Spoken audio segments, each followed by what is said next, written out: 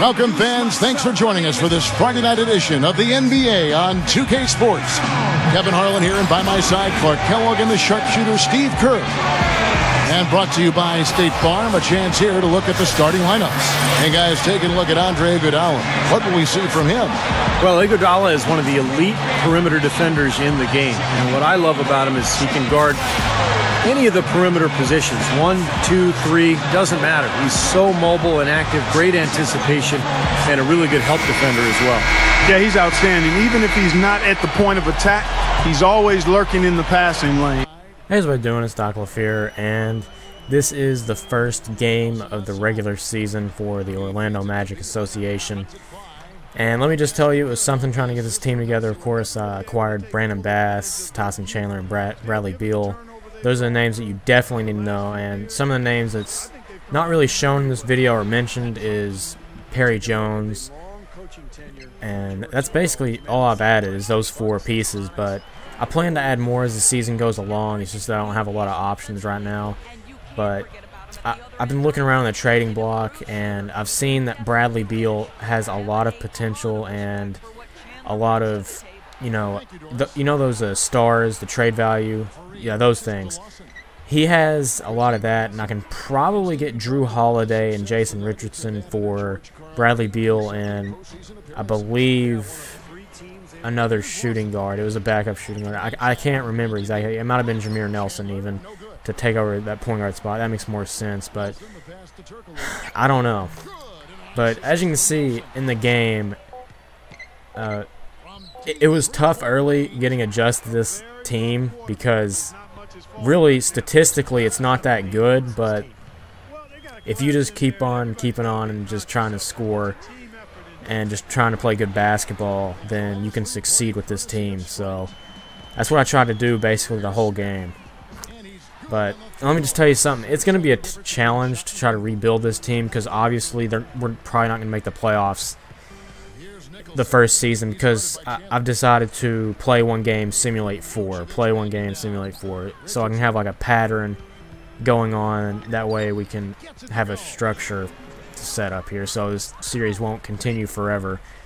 And I just don't see this team winning a championship in its first year anyways. It's not realistic.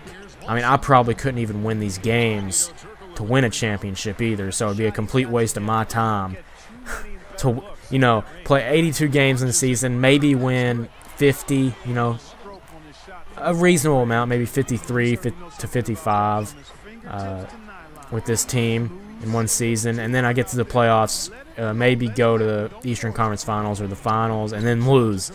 There's just no point in that.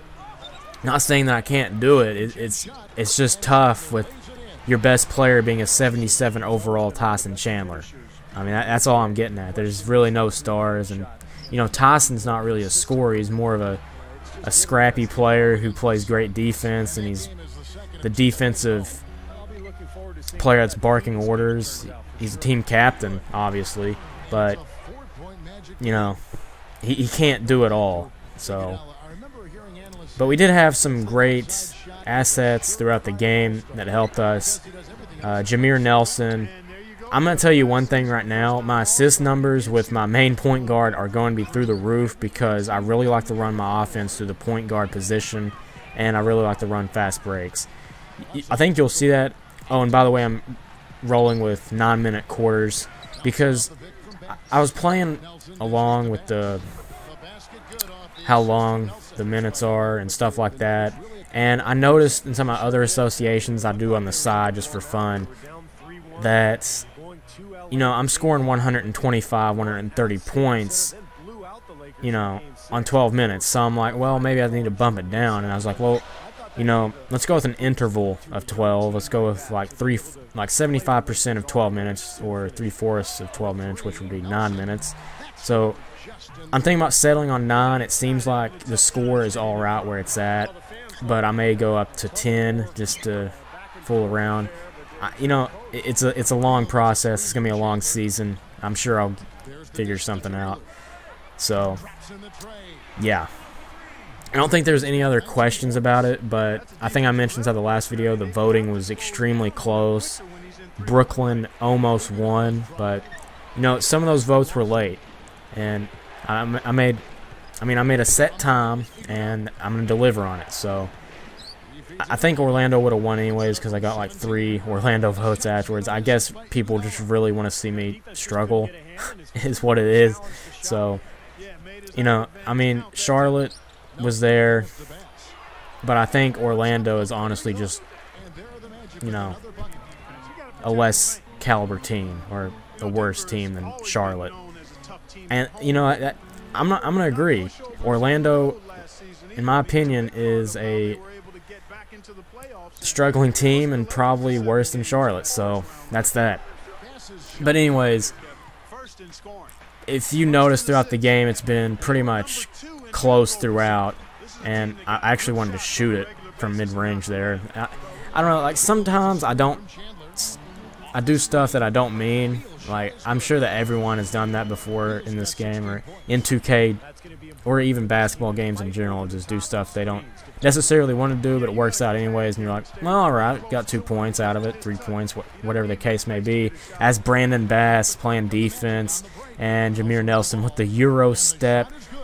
Man, I love defense converting in the offense. That's how the Lakers used to roll sometimes with Showtime. I mean, they'd run fast breaks even if their defense didn't even get a stop. It'd just be, inbound the ball, let's go. So, I mean, you had a 6'9" point guard. I mean, what do you expect? But anyways, the reason you may not see JaVale McGee all too much in this game is because he was hurt, and I think his overall went down to a 65.